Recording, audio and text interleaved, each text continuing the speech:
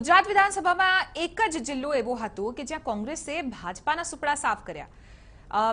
તે જિલ્લામાં એટલે કે અમરેલીમાં જો કોંગ્રેસને મોટો ફટકો પડ્યો છે। વિપક્ષના નેતા પરેશ ધાનાણીના ગઢ અમરેલીમાં સાવરકુંડલા માર્કેટયાર્ડના ચેરમેન દીપક માલાણી ભાજપામાં જોડાયા છે। માર્કેટયાર્ડમાં યોજાયેલા ભાજપાના કાર્યકર્તાઓના સંમેલનમાં દીપક માલાણીએ ભાજપાનો ખેસ ધારણ કર્યો। આ સંમેલનમાં જયંતિ કાવાડિયા, બીવી વઘાસિયા, મનસુખ માંડવિયા અને નારણ કાછડિયા ઉપસ્થિત રહ્યા। માંડવિયા અમરેલી જિલ્લાના સાવરકુંડલામાં ભાજપાના ચૂંટણી પ્રચાર માટે આવ્યા હતા, જેમાં કોંગ્રેસના કુલ 300 જેટલા કાર્યકરો, નેતાઓ અને એપીએમસીના ચેરમેન સહિતના કોંગ્રેસીઓ ભાજપામાં જોડાયા। આ પ્રસંગે ટીવી9 માંડવિયા સાથે વાત કરી।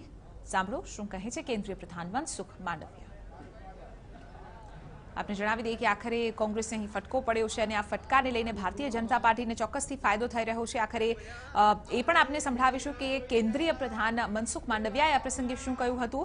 મોટી સંખ્યામાં ભાજપાના કાર્યકર્તાઓની સાથે તેઓ અહીં જોડાયા હતા અને ખૂબ મોટું નામ ચોક્કસથી અમરેલીમાં હતું અને તે હવે ભાજપા સાથે આવી ગયું છે। સાવરકુંડલા માર્કેટયાર્ડના ચેરમેન ભાજપામાં જોડાતા લગભગ હવે સમીકરણો બદલાઈ ચૂક્યા છે। ચેરમેન દીપક માલાણી જે છે તે અહીં કાર્યક્રમમાં પહોંચ્યા હતા અને તેમના કાર્યકર્તાઓની સાથે તેઓએ ભાજપાનો ખેસ ધારણ કર્યો। આપને સંભળાવીએ કે આખરે મનસુખ માંડવિયાએ પ્રસંગે શું કહ્યું।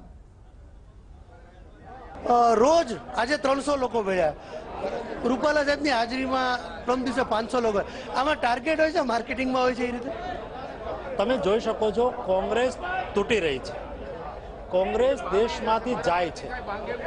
વિધાનસભાની ચૂંટણી વખતે કોંગ્રેસના લોકો કહેતા હતા કોંગ્રેસ આવે છે, પરંતુ કોંગ્રેસ વિધાનસભા વખતે બાયપાસ ગઈ અને લોકસભાની ચૂંટણી વખતે પણ બાયપાસથી જઈ રહી છે। ભારતીય જનતા પાર્ટી પુનઃ સત્તા પર આવી રહી છે।